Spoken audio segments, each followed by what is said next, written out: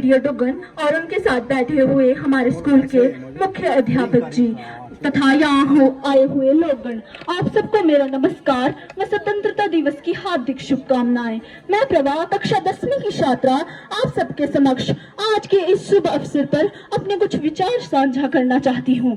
मुझे आशा है कि आप सब गौर से सुनोगे और उस पर अमल करोगे। आजादी दिलाने वालों का मानो एहसान, संभाल कर रखो ये है अपना हिंदुस्तान। केवल तिरंगा फहराना काफी नहीं होगा, देशभक्ति के गीत गाना काफी नहीं होगा, तैयार रहें देश की खातिर होने को कुर्बान। आजादी दिलाने वालों का मानो है एहसान। जब हिंदुस्तान आजाद हुआ था, आजादी का राज हुआ था, वीरों ने कुर्बानियां दी थी, भगत सिंह ने फांसी ली थी, इस मिट्टी की खुशबू ही ऐसी थी, तब नफरत नहीं खून की आंधियां बहती थी, हिंदू मुसलमान एक हुआ था, तब जाके हिंदुस्तान एक हुआ था। और आज इंसान छोटे छोटे टुकड़ों में बट रहा है, उसे एहसास नहीं परंतु स्वयं ही स्वयं के हाथों से कट रहा है। और एहसास होगा भी कैसे, क्योंकि आज उसके लिए नशा आराम है और लड़ना झगड़ना काम है। और फिर कोई उसे बुरा कैसे कहे, क्योंकि ये सब काम करने वाला आज का हर इंसान है। वैसे तो कैसे कहूँ मैं उसे एक इंसान जो नशा करता है न केवल स्वयं को बल्कि अपने साथ अपने परिवार और बच्चों की जिंदगी बर्बाद करने के लिए। अरे नशा करना ही है तो देशभक्ति का नशा करो, अपने देश को फिर से भ्रष्टाचार और सामाजिक बुराइयों से आजाद करने के लिए। और तू लड़ झगड़ के खुद को बहादुर मानता है, तुझे बता दो बहादुर वो थे जो लड़े जंग वीरों की तरह जब खून खोल फौलाद हुआ, जो लड़े जंग वीरों की तरह जब खून खोल फौलाद हुआ और मरते दम तक डटे रहे, तभी तो ये देश आजाद हुआ। हमारे वीर सेनानियों ने संघर्ष किया, कुर्बानियां दी, फांसी चढ़े, खून पसीना एक किया, ताकि आने वाली पीढ़ियां इस माटी पर चैन की सांस ले सके। और बात अगर देश पर आ जाए तो कुर्बानी देने से भी पीछे ना हटे। परंतु आज की वही पीढ़ियां जिनको हाथों में मोबाइल फोन और थाली में फास्ट फूड और जंक फूड जैसा खान पसंद है, प्राकृतिक सौंदर्य की कदर नहीं उनको, आज उन्हें प्लास्टिक से भरा कूड़ेदान पसंद है। आंखें खोलो, तुझे इसे अपनाना नहीं इसे मिटाना होगा। आंखें खोल, तुझे इसे अपनाना नहीं इसे मिटाना होगा। कठिन तो है ये परंतु कदम बढ़ाना होगा। हौसले बुलंद कर और रास्ते पर चल दे, हौसले बुलंद कर और रास्ते पर चल दे, तेरा फैसला हकीकत में बदल जाएगा। और तू उठकर अकेला पहल तो कर, देखकर काफिला खुद ही बन जाएगा। क्यों झगड़ता है तू, एकता बना, क्यों बंटता है तू, क्यों झगड़ता है तू, एकता बना, क्यों बंटता है तू।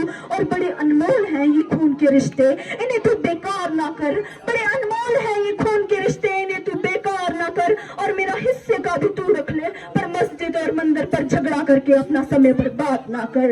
ना हिंदू बड़ा है ना मुसलमान बड़ा है, ना हिंदू बड़ा है ना मुसलमान बड़ा है। जो इंसानियत का हाथ आगे बढ़ा रहा है वो इंसान सबसे बड़ा है, वो इंसान सबसे बड़ा है। हमारे महान फ्रीडम फाइटर्स जिनकी वजह से आज हम खुली हवा में सांस तो ले रहे हैं, लेकिन कई सारे मामलों में हम अब भी आजाद होकर के आजाद नहीं हैं। जब तक हमारे अंदर नफरत, एक दूसरे की बुराई करने की भावनाएं खत्म नहीं हो जाती, तब तक ये कहना गलत होगा कि हम पूरी तरह से आजाद हैं।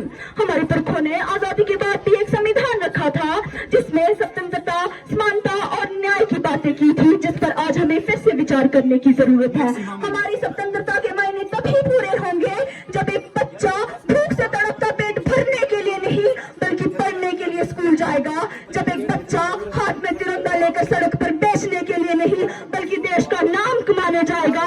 जब हमारी बेटियां यहाँ पर बिना किसी डर के जिएंगी, माँ बाप को हर आंगन में जगह मिलेगी, गरीबों को काम और मजदूरों को दाम मिलेगा, राह चलता व्यक्ति स्वच्छता में अपना हाथ बटाएगा, खाने को भरपूर अनाज मिलेगा। इन सब के लिए हमें बड़ी बड़ी बातें नहीं बल्कि छोटी छोटी कोशिशें करनी होंगी। इन सब के लिए हमें बड़ी बड़ी बातें नहीं बल्कि छोटी छोटी कोशिशें करनी होंगी। अगर सूरज की तरह चमकना है तो सूरज की तरह रोज उगना होगा और लगातार चलना होगा। अगर सूरज की तरह चमकना है तो सूरज की तरह रोज उगना होगा और लगातार चलना होगा। हम कभी नहीं भूल सकते वीर भगत सिंह और चंद्रशेखर जैसे आजाद फाइटर्स को, जिन्होंने बहुत ही कम उम्र में देश को अपना बलिदान दे दिया। रानी लक्ष्मीबाई, सरोजिनी नायडू, जिनको अंग्रेजों के खिलाफ बगावत करने के लिए याद किया जाता है, आज भी जब रानी लक्ष्मीबाई को याद करते हैं तो मुंह से एक ही नारा निकलता है, खूब लड़ी मर्दानी होकर वो तो झांसी वाली रानी थी। उन्होंने कभी नहीं सोचा कि वो एक माँ है और एक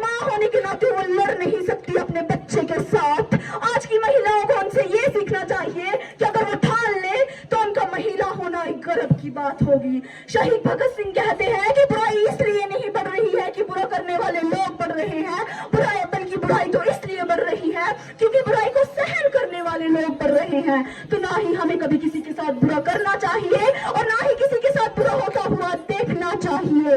कि हो गई ये पीर पर्वत से पिघलनी चाहिए, हो गई ये पीर पर्वत से पिघलनी चाहिए, हिमालय से कोई गंगा निकलनी चाहिए और मेरे सीने में जली आग या तेरे सीने में कहीं भी, परंतु देशभक्ति की ये आग जलती रहनी चाहिए।